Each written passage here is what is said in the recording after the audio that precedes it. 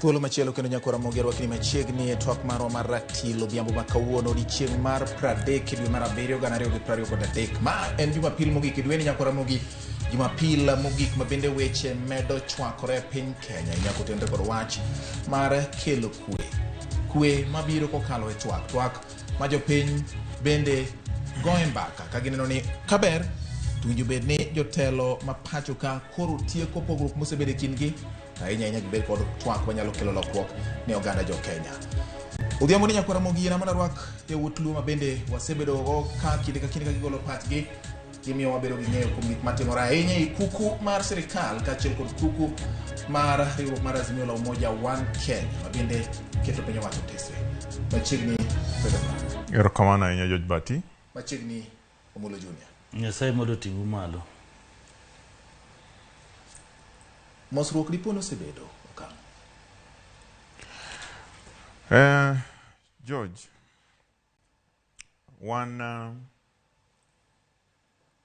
waketo weche ayanga. Ji mosore pile pile. Kana donjo ka amoso Omulo, amoso jogi mitiyogo ka, mano mana mosruok. Tang'eyo ni penjo mosruok kind Raila Amolo Odinga gi William Ruto. Don kamano. Mane ema penjo sani. Mane mi penjo sani. Ema jopiny bende penjo. Tich abich ne wan gi nyasi mar kuyo ma joma ne polis onego gi bunde magina. SKM Center kwa wuok kanyo to watieko maber, walemo, nen nyasi mar lemo ne familia ma no olalo jogi, to gi jogo manie osiptende to gi jogo manonegi. Raila Amolo Odinga noromo gi mane obedo ker mar Nigeria, Olusegun Obasanjo. Kagin ji adek, William Ruto bedo kacha, to baba Raila Amolo Odinga bedo ka, to Obasanjo bedo ka. To gi wuoyo kuom seche. Yes.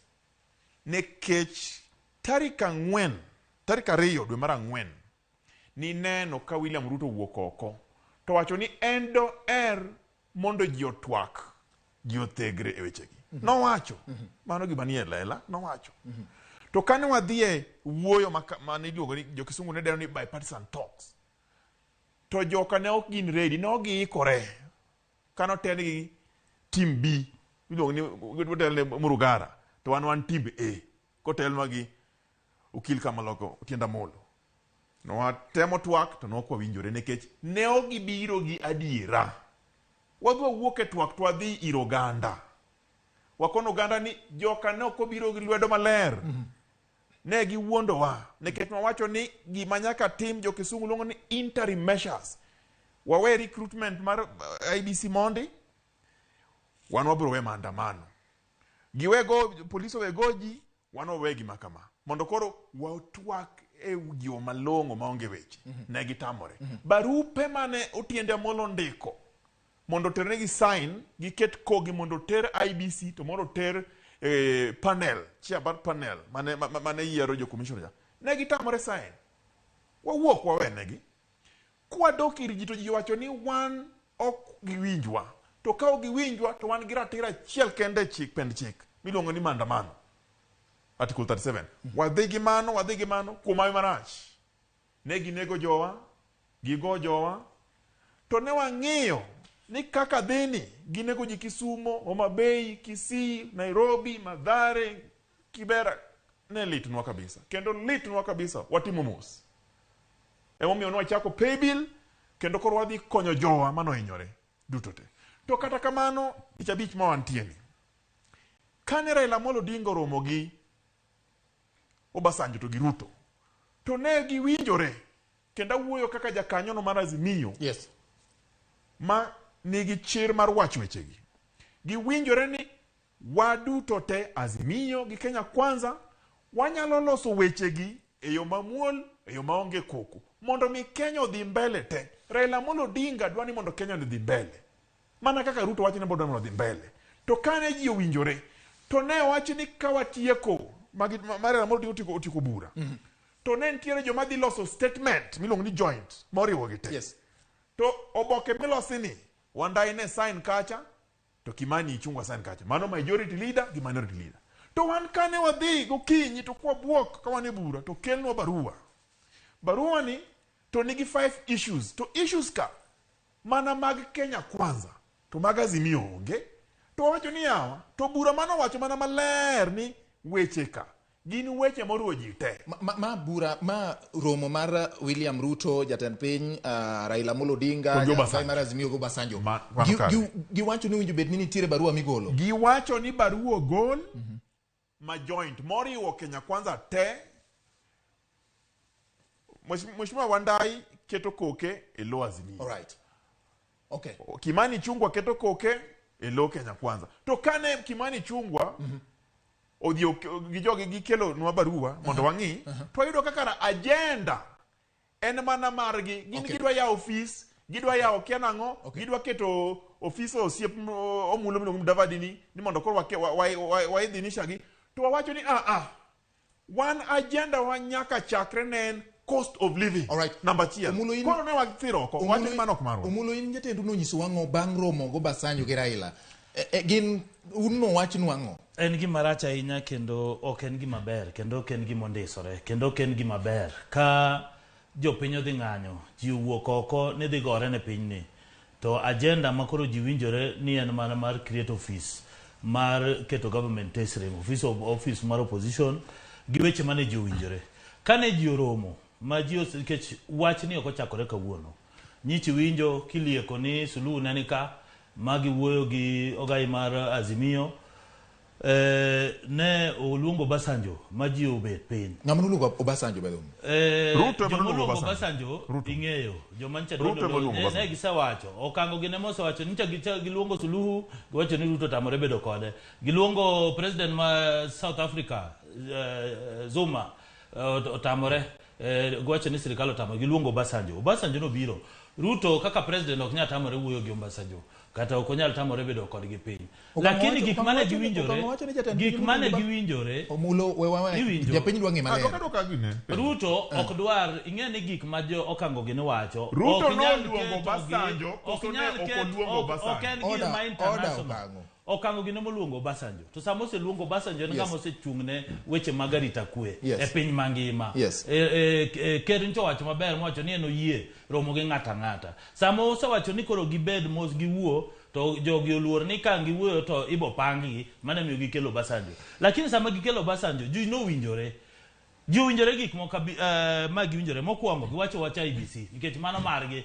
gin ma gidwaro ni constitution mar IBC gin mane gikelo agenda no mar ariyo office of the opposition leader gin mane giwacho ni president nonyiso gi ni the best thing mondo oket Kenya ka mondo government obed oket tesre Ruto dwaro opposition ma tije tek kendo opposition ma dhoge tek kabisa to mane miyo wamiyo gi office mantie constitution number 3 wach mar gender rule giwacho kacha mano wach kacha number 4 wach mar keto office mar prime cabinet secretary ni obedo office man gi teko kendo man gi tiende kane gisewinjore ichungo sign kaka leader of majority leader Opia Wandai ng'at gi makoro luongo ni leader of majority no dengo be ni sign mondo gigol joint statement lakini ywak mar jopiny kochaki gi Babu Owino gi Robert Alai owacho ni mano timo kalongolongo onge tiende ni jopiny dhi tho ni tu keto gik moko mancho kare ncho ma Kenya Kwanza noselando September higa mokalo cha mowacho ni mondo bed bipartisan talk uwe gigi tu duoko jopiny ndara tu makoro cost of living to kuwe kore piny sama ne gibetni cost of living ne onge agenda mane giwinjore ni one cost of living useketo strategy mabeyo madhi miyo cost of living dok piny koro sama koro Babu Owino ogokoko gi Robert Alai gi Martha Karua nitie jomowacho ni wato ko yie gi gik ma joge wacho nikech jakom no dhi kende ma kata Okang'o gi ni no kia ni jakom dhi romo gi Ruto koro sama jogo oseywak nyaka gitim gimiluongo ni control damage nyaka gi jopiny dhi go gi kidi sama koro tong' ni e wang'gi nikech ginogo gi mbaji gik ma giwinjore ok jopiny ok oyiego koro gigolo statement maduong' to gik ma gindiko statement go te giwacho ni number 1 repeal of finance act sapenji Kwano Basanjo dwo wuok oko kocha Nigeria ni biro bet piny ni do wach cost of living. Mano dhi duoko gi bech gik moko. Sani ma is a law mano sekal gi court ni koro odhi koro kango gi ni gibed genuine ni ka gidwaro weche madhi konyo jo Kenya. Ka en wach election nentie regular report macha giketo en giburu okosome onego bed implemented. Ka en wach mar post election violence waki report nitie poko bedo implemented. Ka en wach mar ethnicity gi moko gi TGRC report nikachicha manolos gi Kiplagat. Angawa monowa implement report gi mondo kwano wadwa konyo jo Kenya. Waket gik moko ma jo Kenya nyalo loso kendo madhi konyo gi molo kwa wuoyo gik wacho gik moko ma obvious. Ma inyalo time parliament onge tiende jo piny mondo dhiyo mandamano ni ji dhi tho ni ji dwacho ni wada create office moro opposition. Sasa ada penjo Omulo penjo moro kasted woke Okang'o. Omulo barua ma kata wach mar loso statement makanyakla ni no winjo bed ni igole kuom thuolo maromo nade nikech gimomiyo penjo mani ang'o momiyo chal ka gima ne ichungu rikni gigolo oboke ni kapok wanyawad gi meno pio wandai mondo be okete kokeni kaka en joint statement winjo bed ni ji ariyo giduto ne keto kogi ang'o mano timore nyaka ing'e ni ichungwa ni Mombasa gi Ruto kaka president is a leader of majority opio wandai ne onge ka to pio wandai leader of minority monego bono sign samo sign to go lakini kane gisaloko patch gi nikech jopiny go nigi koko to wafwenyo ni gidhi loko patch gi gidhi keto statement machielo nyaka no leak mondo nyisi jopiny magi gik ma wasewacho koro ng'eni ya watrik gi samo watrik gi sani koro wamiyo gi opportunity mar koro wacho koro sani dho gi pek gima giwacho na jopiny onge cost of living onge agenda gi onge yes ing'eni an kabiro Ramogi Ratilka yes tabiro gadieri makende ane jagoro mar technical committee mar Azimio motenegre Raila Amolo Odinga yes ang'eyo gima wacho jatenda Raila Amolo Odinga en ng'ama consult go pile pile ang'eyo gima wacho Omulo kata Ruto poko romogo poko moso kata okia kata gima Ruto paro koro kobiro kage wacha winjo to ma otit mach ing'eni jo Kenya Kwanza gin gi weche mag otit mach weche winjo ichoro inano we monda nyisi Omulo kwano weche abich giwacho ni mago ne wechewa iparo ka Ruto nondiko barua ne speaker mar National Assembly to gi Senate ondiko ni en doher mondo kelo office mar opposition leader ondiko ni doher mondo kelo weche mag 2/3 gender ondiko ni doher mondo kelo weche mag Senate Oversight Fund mago ne weche okoso ne meke Ruto to king'iyo barua mane ichungo okete koke magi weche mane kata gidhi gi medo nyaka wach moro ni koro Apis Mudavadi ni prime cabinet secretary gimedo kacha wane ma wando koso gin magin go kora penjo jokanyana moinja mano ne weche Ruto koso ne weche Raila mago weche Ruto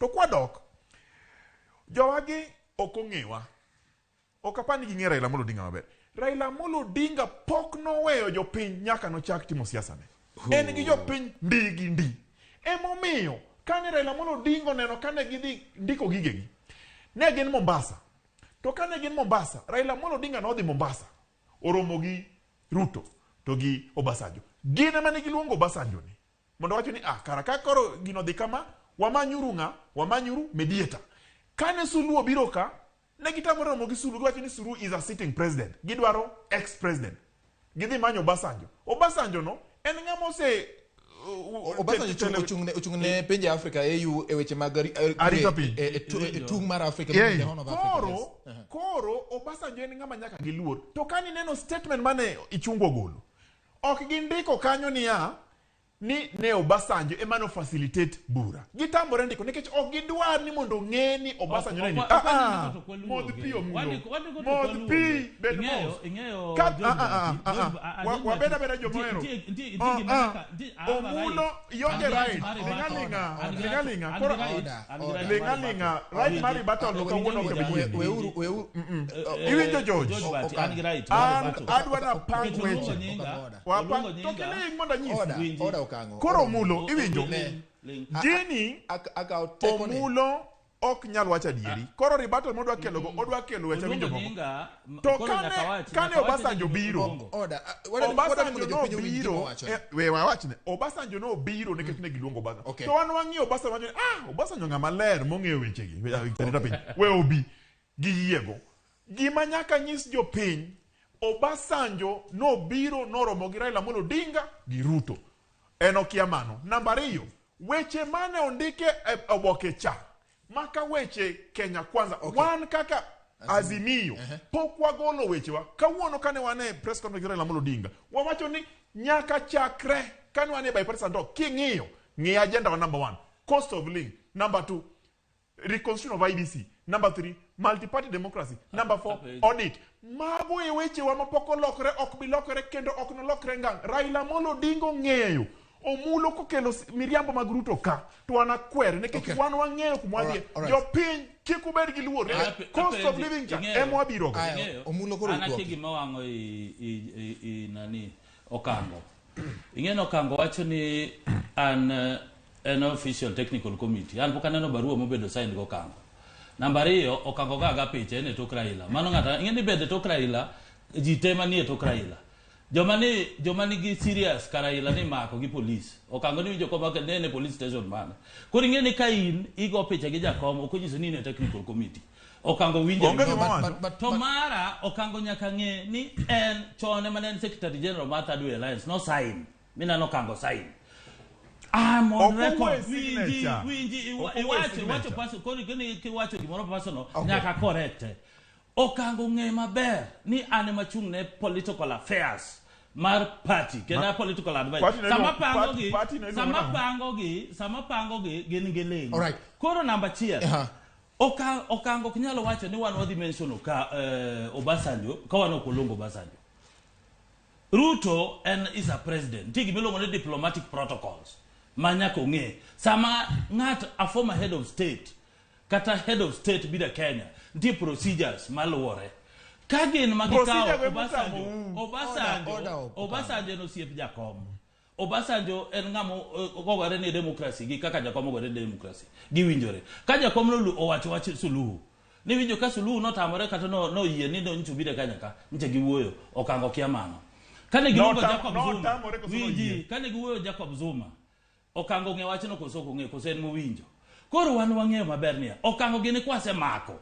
Kech wasesoto leng'utgi. Itemo wacho ni koro gidwa golo tol ni giwacho ni koro wach mana gichako chon. Nikech Okang'o gini nochako maber. Ne giwacho namba 1. Ruto okoyier gi jopiny. Gigolo Ruto office. Jopiny nodhi e ndara. Ne gigolo Ruto. Mano ne giwe kamano. Giwacho Sava. Giwacho ne winji Sava. Sava. Ni nyaka yaw. Makoko yaw to gima kama timore noko yaw Sava. Giluora koro ne gikawo cost of living ma jomo inyore jomo tho otiko kaka transaction cost. Gin koro tiko kod yolo kod yoala ka jo piny koro gik mosetimore ma kendo watimo mos ne joma no inyore. Lakini en gimarach orach nwa nikech Okang'o gini tiyo gi ji marach mondo giket tension giluongo Obasanjo gini. Ere kaka Obasanjo dhi bedo piny ni dwa yalo wach cost of living. Ok nyalo. To gisetimo for years. Uneno ka adieri nitie ni kama koro Kenya chopo be nitiere ng'at moro manyalo keto jotelo piny mondo Kenya. We moda duoki. Onge ng'ama kelo 2013. 207 208. Yes. Ji negore kendo ne lweny ne nitie. Yes. Macha no pogore gi sani. Nikech macha ne ji gore kendo iluongo ne en gima lich serious. Mana minono Kofi Annan obiro. Omulo wacho ni gini ok lich. To ji no to madhi 50. Ang'o miwacho? To koro keto ji na. Ng'ama no nego ji. Koro. Ng'ama no nego ji Omulo. Koro. Police no nego ji. Okang'o 208 209 ka koro chege Kofi Annan obiro momediate. Yes. Magiketo Martha Karua, giketo Salem David Giruto gene wuoyo magiketo office mar prime minister. Prime minister no ntie joma noluoki ne gi opogore nus. Kane obiro makoro uro se yudo 2013. Jiogore gi jodhi e pap. Jogo chamo muma ogidok election. Ntie joma no bedo sacrifice. Mego no riembo oko. Jomoko se bedo sacrifice. Wasewinji. Sale oluoki, Kalonzo oluoki. Wasewinji. Gimosore. Sani ji odhi e pap. Jiogore Obasanjo koro bed piny gin giluongo Obasanjo dugi wuoyo sani koro nitie joma okiara gima dhi timore magin to gin ma gidhi bedo oko kuchocho Okang'o gini ma koro ok dhi bedo kanana konye ing'eno nogo wuok mana maber nikech mbele kae odhi winjo marach odhi hinyore bati iwinjo bati Okang'o king'iye mos an asewinjo kaka Omulo wuoyo kendo asewinje kendo aseng'iye onge gima Omulo ng'eyo Omulo en weche awinjo wacho kia ni en kia nang'o mago tan gima koro adwa kono Omulo kik wadonje personalis magwa ng'i gima wachamo jopesani yes to ken mochako Omulo ok ong'eyo gimoro amora matimore Kenya ka en imiye notes mondo bi gira tilka to notes gi wasekidho ka kiro abiro moko mach abiro wang'o gote Omulo ka ing'e ng'ama mi notes kane Obasanjo donjo ka yes gimo mi Obasanjo biro ka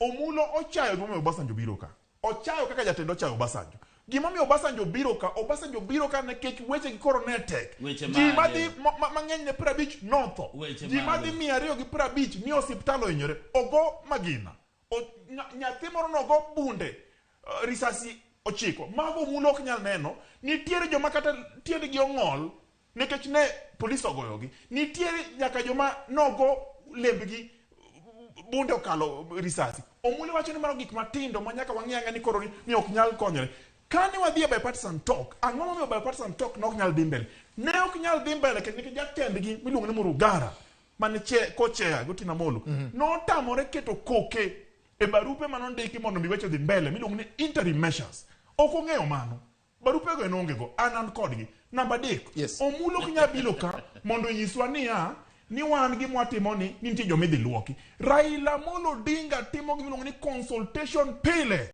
o consult one o consult fellow principals o consult jopiny mano gimwang'eyo Ruto no consulting be no consult in Omulo and Raila Amolo Odinga no consult imbe Ruto no consult konyisi ni Obasanjo biro ka no konyisi ne kete kia epokimosi wan gimwang'eyo ni sani agenda wa poko lokore nyaka agenda gina ng'wen nyaka wachaki to ne wadhi medo moro mar 5 mar police brutality ne wawacho ni wan jopiny wadhi gi cost of living mano emomiyo gimomiyo jidhi ndara Omulo mineno ni en kata cost of living mogo ng'iewo 250 cost of living nego Omulo fuel oketo 200 cost of living nege to konyalo wacho nikech ni koro Ruto wan gimodwa nyiso Omulo gi lange wabiro gi kwe waluoro jodongo motelo ne wechegi Raila Amolo Odinga wamiyo luor Ruto be wamiyo mana luor Obasanjo ni be miye uru mana luor kik uchaye to gimwadhi timo nyaka koro waket weche e lela weche moket e lela en niya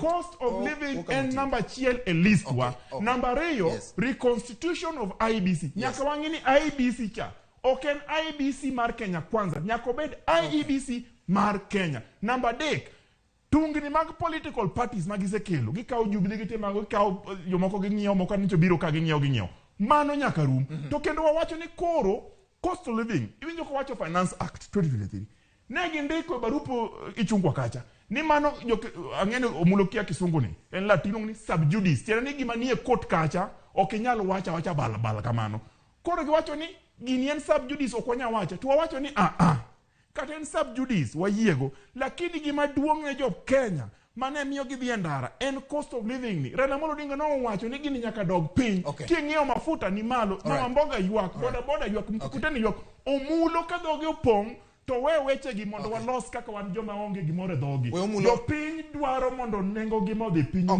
Omulo nyaka ibed ng'ama koro ng'iyo mbele nyaka ibed ng'ama ojali ji we bedo gi kiburi weche gi tek we mondo los gi mondo wakonyi Omulo bednos ing'eni engi mabuoga sana ineno ka gino tek ne Okang'o pek ne yani oywak ineno okawo energy mang'eny ing'eno okawo energy mang'eny ing'eni kosefwenyi koseyudi nono riambo ne jopiny koro bedo nu matek mar explain ni ma gima wacho mokwongo wacho cost of living measures magi ma serikal oseketo sani experts wacho ni in the next 2 months bando midhi redhi madhi wuoka bando experts en nga and over 10 million bags no awe ni kiwuoyo jo piny dwange ni experts mane koko manyisi joma nimine to koso David ndi order Okang'o dhiane nyime expert owacho maber ni sani in the next 2 months bando madhi bedo Kenya ka 40 million bags 10 million mano mbele moyo mokwongo mochel mar ariyo cost of living mano gima oseketo negi number ariyo for the first time inano ka gope ma Kenya ma ikawo oko wawerego gope okwakawo sani counties no be pesa te 32 billion counties imiyo pesa on time mani nyiso ni wa devolution number ariyo sani cash transfers no dhi kaka dwarore ichulo jodongo kata jo pudhe ka pesa in the first for the last 9 years ichulo gi kapok ochul kata ji osara number 1 CDF ni ground kendi bedo on time manyiso ni Kenya kwanza ujipanga kaka dwartim gas sani odok piny altielo de modok piny serious odok piny die gik mo kete finance act mo cheni racho kogo loko wacho ni gik mo koro Okang'o gini kore manyisi ma plan mar duoko cost of living koro ema penji ka ng'ama wiye ler kata ng'ama ok wiye ler mabe gima dwaro Basanjo mondo bi e Kenya ka ni koro discuss cost of living to sama koro Okang'o gini wacho ni subsidies magi wacho ni koro gini e koto ginyal discuss kane gi discuss magi wacho ni ok Kenya kwanza gin magitero gine court wano kwatero gine court mamalo no wacho ni gini order mane giketo wacho ni oginyal geng'o nikech ndi gik madhi kethore lakini Okang'o gini wacho ni oginyal mulo wach cost of living nikech number 1 tip pango mar government mar keto cost of living duoko cost of living koro mar ariyo Okang'o nyaka ng'e ni kagigo siasa mar donjo e government gi dhot machien ginyisa nisa jopiny no wan wagore ne gini ni mondo wamosre nikech iwinjo nani bati kani ji obede bipartisan talk giwacho ni Muragera notamore sign a letter onge kaka Muragera notamore sign letter to gin co-chairs gi Otiende Amolo kata mina talks masani dongi wacho ji apar gi adanyisi gima Okang'o gi ne dhi pango namba 1 joma dhi wuok oko mar parliament Okang'o dhi keto Mwangi mano lawyer legal advisor gidhi manyo lawyer gidhi keto Professor Makau Mukwa moro professor mawacho English mang'eny parliament gin gi minority leader kama MPs magidhi keto kacha gidhi keto lawyers giwacho ni Otiende Amolo ka giketo joma serious wawundo for example chalo Babu Owino ogiketo kacha gin gimanyo jomoko mayom kaso gibiro duoka ka giseduoka to Okang'o bro wacho ni wan jokanjo setamore sign letter wan jogi ok winjo gik ma wacho nikech gionge strategy to wan waktemo kod gimondo gige gi oloso maber kawuono okabikawo lessons mang'eny nikech Omulo pok ochulo lessons mapuonje gagi koro kawuono biro puonje machuok to madhi